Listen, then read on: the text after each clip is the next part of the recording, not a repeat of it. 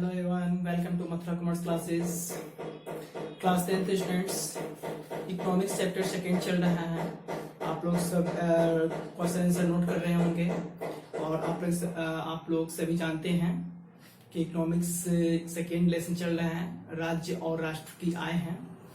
तो इसमें important questions और अति लघु प्रश्न उत्तर लिखा दिया गया है। आज हम लोग चलेंगे लघु उत्तरीय प्रश्न उत्तर चलेंगे। तो लघु उत्तरीय प्रश्न उत्तर में है 1 नंबर प्रश्न है, राज्य घरेलू उत्पाद से आप क्या समझते हैं? राज्य घरेलू उत्पाद से आप क्या समझते हैं? इसका आंसर नोट कीजिएगा। एक लेखा वर्ष में राज्य में उत्पादित सभी वस्तुओं, एक लेखा वर्ष में राज्य में उत्पादित सभी वस्तुओं और सेवाओं को जो बाजार के बराबर होती हैं, मतलब देखिए शुरू से नोट कर लीजिए। एक लेखा वर्ष में राज्य में उत्पादित सभी वस्तुओं और सेवाओं को जो बाजार के बराबर होती हैं, राज्य घरेलू उत्पाद कहा जाता है। राज्य घरेलू उत्पाद कहा जाता है। इसमें राज्य के विभिन्न क्षेत्रों जैसे कृषि, पशुपालन, उद्योग आदि के द्वारा कुल उत्पादित वस्तुओं और सेवाओं का मूल्य सम्मिलित रहता है। कुल उत्पादित वस्तुओं और सेवाओं का मूल्य सम्मिलित रहता है। प्रश्न नंबर 2, सकल राज्य घरेलू उत्पाद और शुद्ध राज्य घरेलू उत्पाद में क्या अंतर है? इसको स्पष्ट कीजिए। सकल राज्य घरेलू उत्पाद राज्य की सीमाओं के अंदर एक लेखा वर्ष में उत्पादित अंतिम वस्तुओं और सेवाओं का मौद्रिक मूल्य है। इसमें सभी क्षेत्रों द्वारा उत्पादित वस्तुओं और सेवाओं का मूल्य सम्मिलित रहता है। पैराग्राफ चेंज करके लिखिएगा। शुद्ध राज्य घरेलू उत्पाद सकल राज्य घरेलू उत्पाद में से व्यय के मदों को घटाने के बाद प्राप्त किया जाता है परिणाम। इस पर राज्य की प्रति व्यक्ति आय तथा उनका जीवन स्तर निर्भर करता है। प्रश्न 2 हो गया। प्रश्न 3, हम स्थिर मूल्यों पर भी राज्य घरेलू उत्पाद का आकलन क्यों करते हैं? इसका आंसर नोट कीजिएगा। किसी राज्य के वास्तविक उत्पादन में बढ़ोतरी या कमी हुई है, यह ज्ञात करने के लिए हम स्थिर मूल्यों पर राज्य घरेलू उत्पाद का आकलन करते हैं।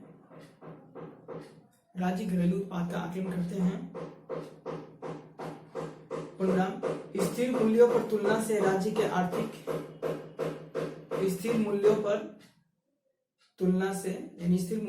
तुलना से राज्य के आर्थिक विकास एवं प्रगति की सही जानकारी मिलती है।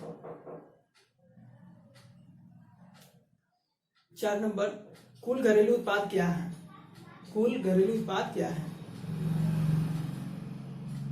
इसका आंसर हो जाएगा, किसी देश की भौगोलिक सीमाओं के अंदर एक लेखा वर्ष में उत्पादित अंतिम वस्तुओं और सेवाओं का मौद्रिक मूल्य कुल घरेलू उत्पाद है।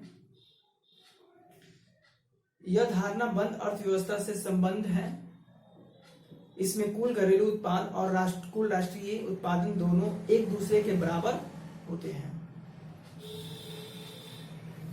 इसमें कुल घरेलू उत्पादन और कुल राष्ट्रीय उत्पादन दोनों एक दूसरे के बराबर होते हैं।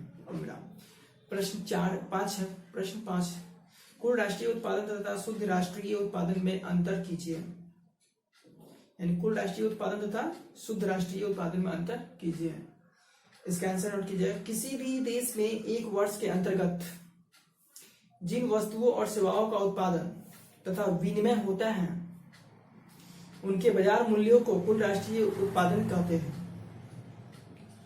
कुल राष्ट्रीय उत्पादन में चालू वर्ष में उत्पादित वस्तुओं और सेवाओं का मौद्रिक मूल्य ही शामिल होता है या रहता है? पैराग्राफ चेंज करके लिखिएगा। परंतु शुद्ध राष्ट्रीय उत्पादन में घिसावट आदि का खर्च निकालने के बाद जो कुल राष्ट्रीय उत्पादन में शेष बचता है वह शुद्ध राष्ट्रीय उत्पादन है। शुद्ध राष्ट्रीय उत्पादन को बाजार मूल्य के रूप में राष्ट्रीय आय भी कहते हैं। यानी शुद्ध राष्ट्रीय उत्पादन को बाजार मूल्य के रूप में राष्ट्रीय आय भी कहते हैं। प्रश्न नंबर 6, राष्ट्रीय आय की माप में क्या कठिनाइयां उत्पन्न होती हैं? इसका आंसर हो जाएगा, राष्ट्रीय आय की गणना करने में प्रायः कई प्रकार की कठिनाइयां उत्पन्न होती हैं। पुनः राष्ट्रीय आय की माप या गणना करने के लिए कोई भी तरीका क्यों ना अपनाया जाए, कौमा पर्याप्त एवं विश्वसनीय आंकड़ों की हमेशा कमी रहती है। भारत जैसे विकासशील और पिछड़े हुए देशों में यह कठिनाई अधिक होती है। राष्ट्रीय आय की गणना करते समय कई बार एक ही आय को दोबारा गिन लिया जाता है। राष्ट्रीय आय को मापने में इस कारण भी कठिनाई होती है कि देश में उत्पादित बहुत सी वस्तुओं का मुद्रा के द्वारा विनिमय नहीं होता है। राष्ट्रीय आय को मापने में इस कारण भी कठिनाई होती है कि देश में उत्पादित बहुत सी वस्तुओं का मुद्रा के द्वारा विनिमय नहीं होता है। प्रश्न नंबर 7 अंतिम है यह, भारत की राष्ट्रीय आय का अनुमान बताइए। क्या योजना काल में हमारी राष्ट्रीय आय में वृद्धि हुई है? प्रश्न 7 का आंसर नोट कीजिएगा। देखिए, सर्वप्रथम दादा भाई नौरोजी ने 1868 में भारत की राष्ट्रीय आय 340 करोड़ रुपए होने का अनुमान लगाया था। स्वतंत्रता प्राप्ति के बाद सरकार ने राष्ट्रीय आय का अनुमान लगाने के लिए 1949 में प्रोफेसर पी.सी. महालनोबिस की अध्यक्षता में एक राष्ट्रीय आय समिति नियुक्त किया और 1951 से 52 से केंद्रीय सांख्यिकी संगठन नियमित रूप से राष्ट्रीय आय और उससे संबंधित तथ्यों का अनुमान लगाता है। पैराग्राफ चेंज करके लिखिएगा।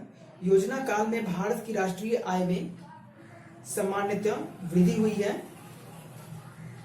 1951 से 2003 के बीच राष्ट्रीय आय एवं कुल उत्पादन में 8 गुना से भी अधिक वृद्धि हुई है।